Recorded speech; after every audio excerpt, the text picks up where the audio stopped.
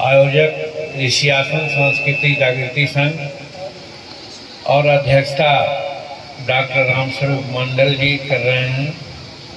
संचालन श्री मुन्ना जी कर रहे हैं और मंच पर श्री भागीरथ मांझी जी हैं जो सुपुत्र हैं बाबा दशरथ के सत्येंद्र। हम लोग ट्री मैन भी कहते हैं क्योंकि बहुत सारे पेड़ लगाने का काम किया और साथ साथ बाबा दशरथ को भारत रत्न की उपाधि मिले, इसके लिए अपने 22 साथियों के साथ यहाँ से पैदल 56 दिन में दिल्ली की यात्रा की और वहाँ राष्ट्रपति महोदया से भी मिलने का काम किया और प्रधानमंत्री का समय न मिला बल्कि उनके बदले गृह मंत्री से समय मिला, उनसे भी मिलने का काम किया।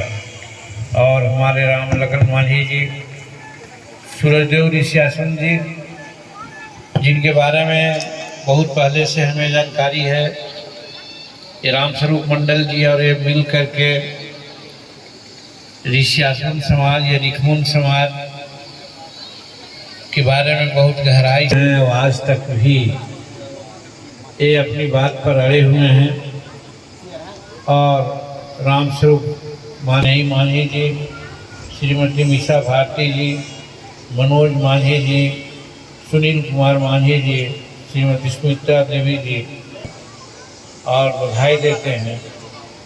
और किसी भी कारण से जिनका नाम हमने नहीं स्मरण किया उनको भी हम इस अवसर पर पधारने के लिए बहुत बहुत शुभकामना व्यक्त करते हैं और बहुत बहुत धन्यवाद देते हैं। भाइयों बहनों, बहुत कुछ आज के समय में कहने की जरूरत नहीं है और हमारे सभी साथी की बातें जितनी भी हुई है सब बहुत अच्छी बातें हुई हैं। इसको अमल में लाने की जरूरत है, स्मरण करने की बात। आदमी 2-3 प्रकार के होते हैं,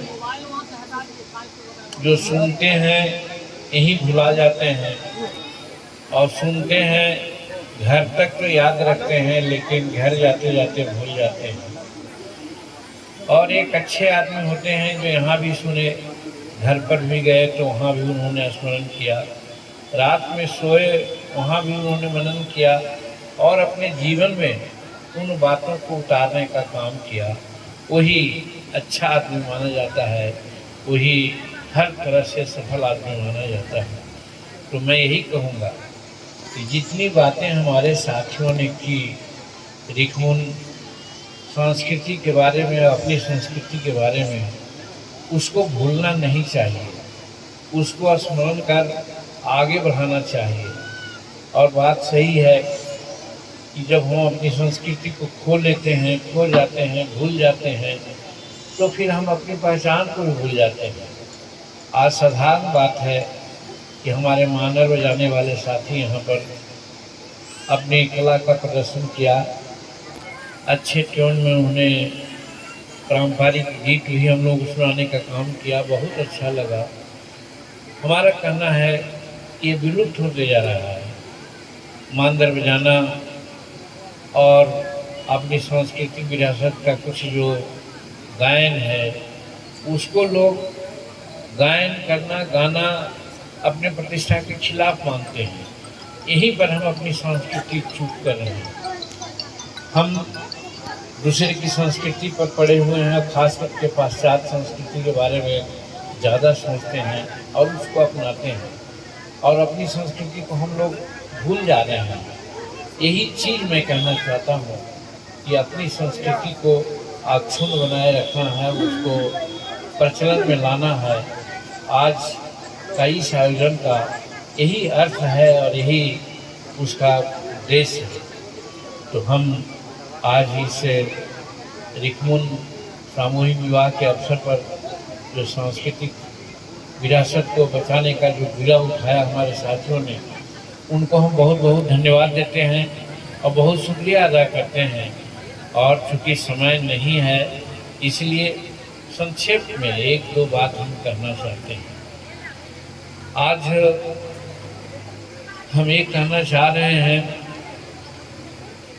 कि जब सनातन धर्म था या जब हमारा उद्भव हुआ था, जब लोग मनुष्य के रूप में जाने लगे थे, उस समय इस प्रकार की व्यवस्था नहीं थी। उस समय सब एक समान थे, एक साथ खाते थे, एक साथ खेलते थे, एक साथ काम करते थे। शादियां विवाह का भी ये सिस्टम नहीं था। शादी विवाह भी उस समय अपने आप में जिसको पहचाना, जिसको जाना, जिससे ज़्यादा सानिध्य हुआ, वो आपस में शादी वादी कर लिए और इस तरह से हमारा कुनवाय आगे बढ़ा। लेकिन बाद में जो चालाक लोग हैं, जिसको हम कह सकते हैं कि ब्राह्मणवादी व्यवस्था जब से हम पर आकर आक्रमण किया, तब से वो अपनी संस्कृति को, अपनी बातों को हमारे सामने लादने का काम किया और इस तरह से प्रचार किया पैसा के बल पर, अपने बुद्धि के बल पर, कि हम लोग यही समझने लगे कि उसी की संस्कृति अच्छी है, वही जो करता है वह अच्छा है। हम उसका देखी करने लगे, उसको समझने लगे हम कि वही काम करना चाहिए। मैं समझता हूँ यहीं पर हम सांस्कृतिक रूप में गिरावट की ओर जा रहे हैं।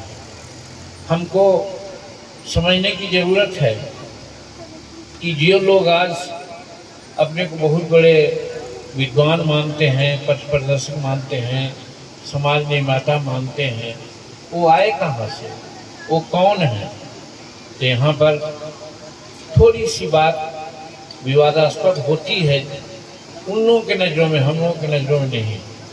हम तो सिर्फ यही कहना चाहते हैं मेरे भाइयों बहनों, ये समझने की ज़रूरत है कि हम सब एक माँ बाप के औलाद हैं। अगर वो बड़े लोग हैं, उनका कोई माँ बाप अलग था सो नहीं है। हम लोग हैं, हम लोगों का माँ बाप कोई अलग थे नहीं है।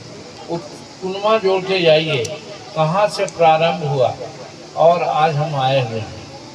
तो उस रूप में हम मान के चलते हैं कि मनुवादी व्यवस्था जब से इस धरा पर और इस एरिया में आने का काम किया, तब से जात पात, ऊंच नीच, क्या क्या नहीं और हमारे सामने परोसा गया और हम उसमें जलते गए और आज ये स्थिति में आ गए। हमारा कहना यही कारण है कि जिस आइकन को महात्मा डॉक्टर भीमराव अंबेडकर को जो हम लोग मानते हैं, पूजा करते हैं, 1927 में सबसे पहले मनु संस्कृति को इसीलिए उन्होंने जलाने का काम किया था कि मनु संस्कृति से ही जात पात का ओरिजिन हुआ, छुआछूत भेदभाव की बातें आई और हम उसी के शिकार होते गए। हम कहना चाहते हैं कि वैसे भी हम लोग मानते हैं कि कर्मणा में जायते, जो कर्म है, कर्म का ही विजय होता है और कर्म से ही आदमी आगे बढ़ता है और कर्म से ही उसकी पहचान होती है। लेकिन उनके लिए दूसरी परिभाषा है, वो कर्म नहीं भी करेंगे, लेकिन चूंकि उस कुल में जन्म उन्होंने लिया है तो वो बड़े हो गए। और अगर हम लोग अच्छा कर्म भी किया, आज डॉक्टर कृष्णा शादी करा रहे हैं, तिलक तय कर रहे हैं, तो वैसे उस भाषा में इनको कर सकते हैं ब्राह्मण, लेकिन ब्राह्मण लोग इनको ब्राह्मण करने को तैयार नहीं होंगे। ये तो कहेंगे कि अरे वो तो भूया परिवार का है। तो ये कैसी बात है? एक कर्मणा में जाए थे सिद्धांत का विरोधी है। ये जन्मना में जाए थे की बात आती है कि हम ब्राह्मण घर जन्म लिया तो हम ब्राह्मण हो गए, और हम अगर दलित घर जन्म लिया तो हम दलित हैं। ये जन्म में जाए थे कि सिद्धांत को लोग मानते हैं। हम समझते हैं कि हमारी संस्कृति तभी अक्षुण्ण रहेगी कि हम कर्म प्रधान को भी मान के चलेंगे। हम वैसे कोट नहीं करना चाहते हैं, लेकिन तो भी आता है। रामायण में एक बात आई है कि कर्म प्रधान विश्व करी राखा, जो जस करहीं सो तस्कर जाखा। ये बेईमान लोग एक तरफ लिखते हैं, लेकिन दूसरे तरफ हम जब कर्म करते हैं ब्राह्मण का, हम MA PhD करते हैं, हम श्लोक पढ़ते हैं, हम आचार्य पढ़ते हैं, हम क्या क्या डिग्री लेते हैं, तो चूँकि हम शूद्र हैं इसलिए हम उसके अधिकारी नहीं हैं। लेकिन वो लोग हैं, कोई